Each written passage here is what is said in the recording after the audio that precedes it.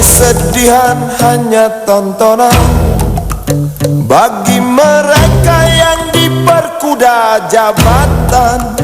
Oh ya, oh ya, oh ya, bongkar. Oh ya, oh ya, oh ya, bongkar. Rio rendah dan hiruk pikuk di sini bukan serbuan di pusat hiburan atau pusat pelacuran, tapi cuma rakaman di sebuah rumah di Kampung Kemesah, Hulu Kelang, Selangor. Apa ini semua? Saya bila difahamkan yang saya Tuhan sendiri memberitahu dengan saya mengikut dalam surah Yasin tu yang bermula. Sejak bila tu? Masih bila tu agak-agak? Dah tahun 86 masih tu. 86. Ya. Sekarang tahun 2005 dah berapa tahun tu? Tak ada alamat-alamat ke, mimpi ke?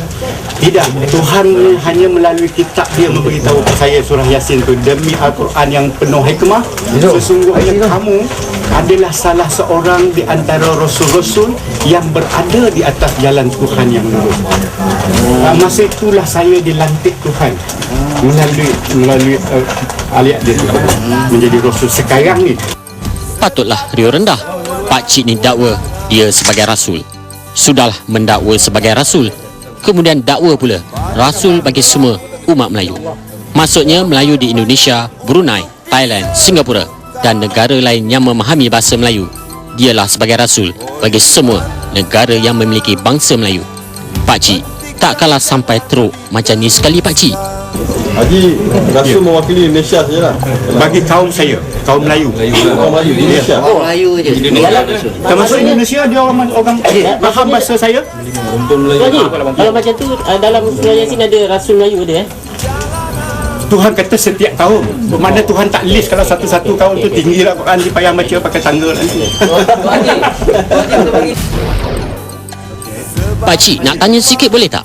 Sejak bila ada rasul bagi semua bangsa Melayu? Pak Cik belajar di mana ni?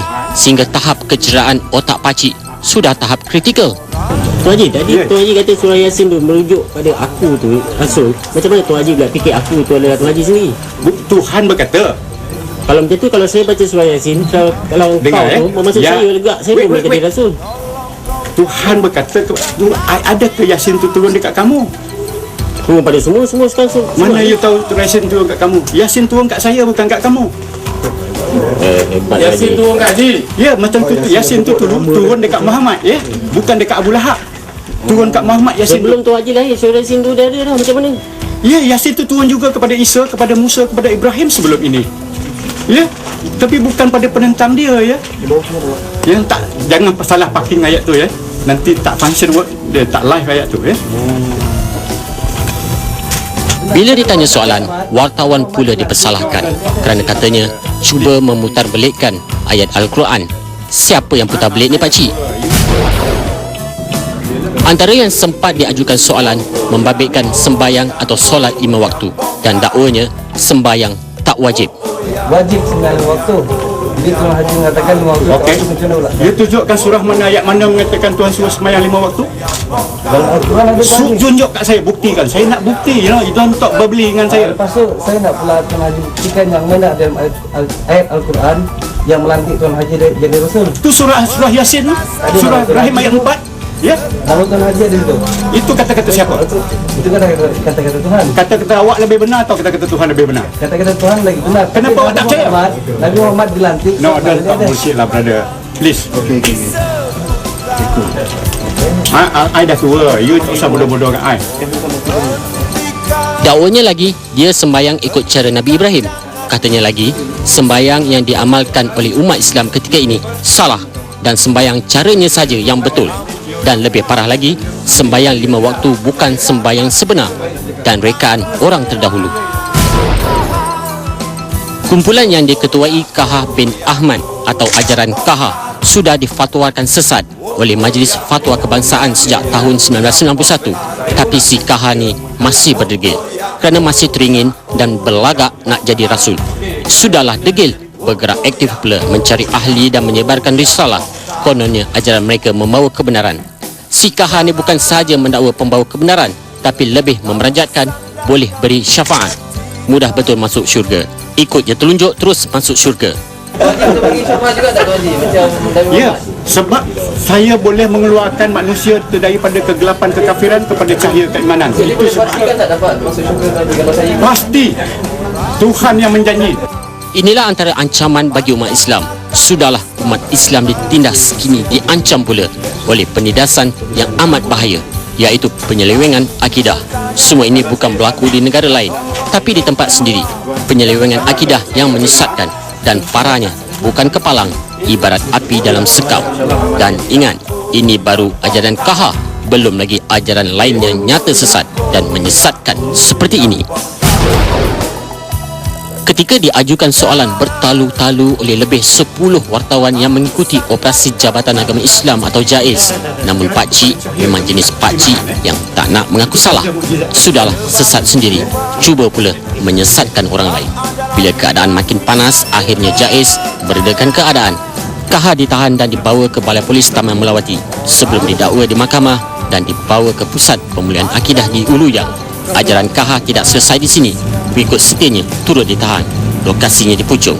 Ikuti penadaan seterusnya daripada Azizul Azwar, Firdaus Muhammad Zainal, Fahizal Abdullah dan Rusli Saha mengenai nasib pengikut setia ajaran KAHA selepas ini.